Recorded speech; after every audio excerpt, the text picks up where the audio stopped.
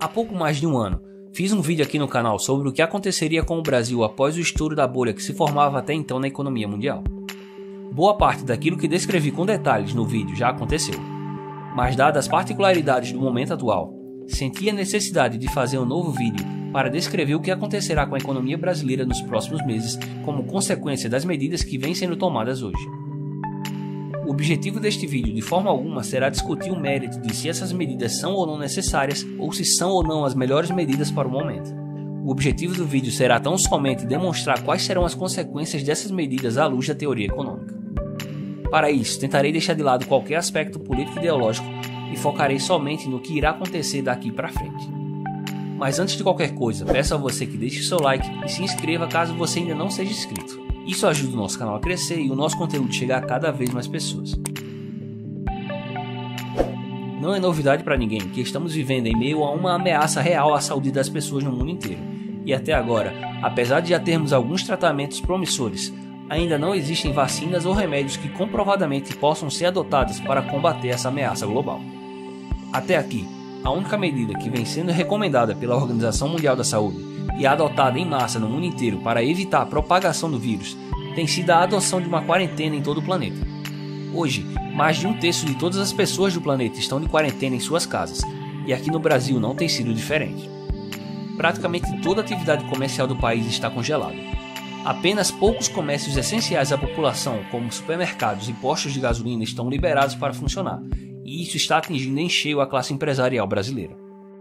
E nesse ponto, vale a pena fazer uma observação. Quando falamos em empresários, a maior parte das pessoas logo imaginam homens engravatados com uma mala na mão e contas bancárias recheadas de dinheiro. Mas a realidade é que mais de 99% da classe empresarial brasileira é composta por pequenos empresários, como o padeiro da esquina ou o borracheiro da rua de trás, que além de possuírem um baixo faturamento mensal, isso quando possuem algum faturamento, lutam diariamente contra uma pesada carga tributária e um excesso de burocracia sufocante criados pelo governo. Por outro lado, são essas pequenas empresas que empregam cerca de 70% da força de trabalho do país e que são responsáveis por cerca de 25% do PIB nacional. São essas empresas que estão sofrendo as piores consequências do total congelamento da atividade econômica do país. Segundo o levantamento do Sebrae, apenas desde o início da quarentena, mais de 600 mil pequenas empresas fecharam as portas no Brasil. Como consequência, segundo o mesmo levantamento, mais de 9 milhões de brasileiros já perderam seus empregos. Ou seja, famílias inteiras estão perdendo suas fontes de renda de uma hora para outra e simplesmente não podem sair de casa para procurar fontes alternativas. Ao mesmo tempo, o governo se vê forçado pelas circunstâncias a deixar de lado a responsabilidade fiscal para socorrer a grande parcela da população que está sem renda e que está sendo obrigada a ficar trancada em suas casas. Recentemente, o governo anunciou um pacote no valor total de 150 bilhões de reais para injetar na economia. Além disso, no último dia 26 de março, o Congresso aprovou o pagamento de R$ 600 mensais para todo trabalhador informal por até 3 meses. Esse programa terá um custo total de aproximadamente 100 bilhões de reais para o governo federal.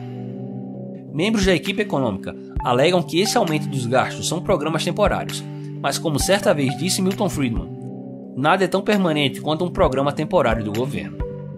Não por acaso, já existe um forte apelo para que tanto o programa de renda básica como a ajuda aos empresários permaneçam após o fim da pandemia.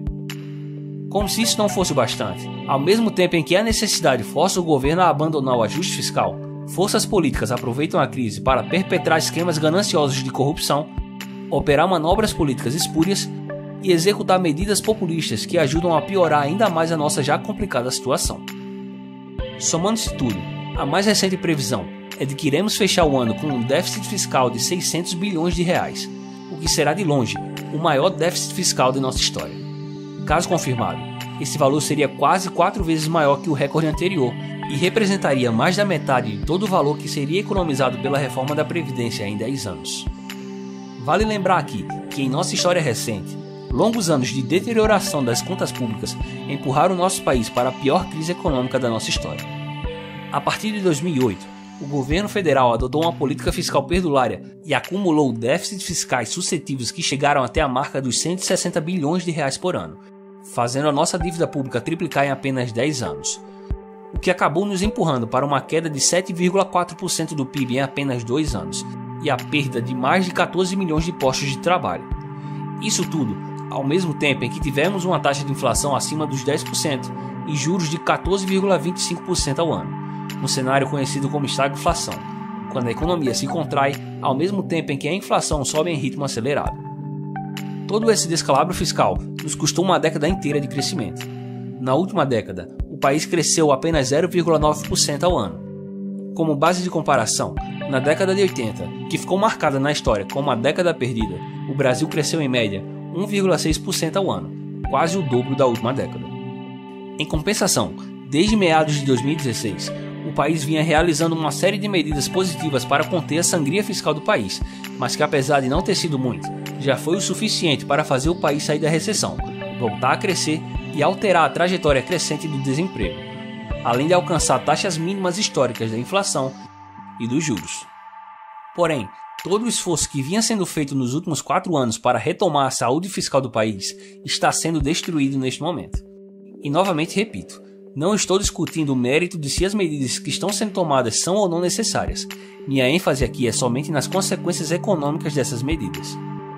O fato é que a diminuição da arrecadação do governo, que ocorrerá devido à paralisação da atividade comercial e dos cortes e isenções tributárias que estão sendo feitas, aliada ao aumento exponencial dos gastos do governo para combater a crise, nos empurrará novamente para um cenário de estagflação, semelhante ou até mesmo pior do que aquele que ocorreu nos anos de 2015 e 2016. Nosso déficit fiscal desse ano será o maior de nossa história, e nossa dívida pública irá explodir para patamares próximos a 100% de nosso PIB. Isso irá aumentar a necessidade do governo por financiamento, o que nos indica que o governo terá apenas 2 opções. A primeira seria aumentar a carga tributária, o que além de ser uma medida impopular, contribuiria para a queda da atividade econômica. A segunda opção seria a boa e velha impressão de dinheiro, que aliás vem sendo clamada por uma série de personalidades do cenário político nacional como remédio para todos os males da nossa economia. Porém, como já ficou evidente em experiências anteriores da economia brasileira, como a maciça impressão de dinheiro ocorrida durante a década de 80, a consequência inevitável dessa alternativa será uma elevação considerável da nossa taxa de inflação, que aliás já começou a dar sinais de vida. Consequentemente, o aumento da inflação será acompanhado proporcionalmente por um aumento da nossa taxa de juros. Ao mesmo tempo, a fuga de capital externo, que hoje já é alta, tenderá a se tornar ainda maior, fazendo com que, a depender da situação lá fora, a nossa taxa de câmbio dispare ainda mais. O congelamento total de nossa economia fará com que milhões de pequenas e médias empresas quebrem e milhões de empregos sejam perdidos, como aliás já começou a acontecer. Isso fará o PIB brasileiro despencar severamente nos próximos trimestres, e irá demorar anos para voltarmos ao mesmo patamar em que estávamos apenas 2 meses atrás. Segundo previsões extremamente otimistas do governo, o país irá crescer 0,02% em 2020. Já o mercado estima números bem mais pessimistas. Segundo previsões da Fundação FGV e do Banco Mundial, a economia brasileira poderá ter contração de até 5% em 2020, com riscos de atividade ainda sentir efeitos negativos significativos até 2023. E somando os 9 milhões de desempregados da crise atual aos 11 milhões de brasileiros que já estavam sem emprego em decorrência da crise anterior, já temos hoje no Brasil cerca de 20 milhões de desempregados, cerca de 6 milhões de brasileiros a mais desempregados do que o pico da crise anterior, que até então era considerada a pior crise da nossa história. Infelizmente, como ficou claro, o cenário para a economia brasileira para os próximos meses não é nada promissor. Entretanto, a depender do prolongamento do congelamento autoimposto da atividade econômica e principalmente da reação do atual governo em relação à trajetória fiscal do país no período pós-quarentena, poderemos ter longos anos de contração econômica somada a altas taxas de juros e inflação fora de controle. Ou então adotaremos um forte ajuste fiscal e sofreremos apenas uma rápida correção e da mesma forma uma rápida recuperação, o que pode nos tornar uma economia atrativa para investimentos externos em meio a um cenário não muito promissor da economia mundial.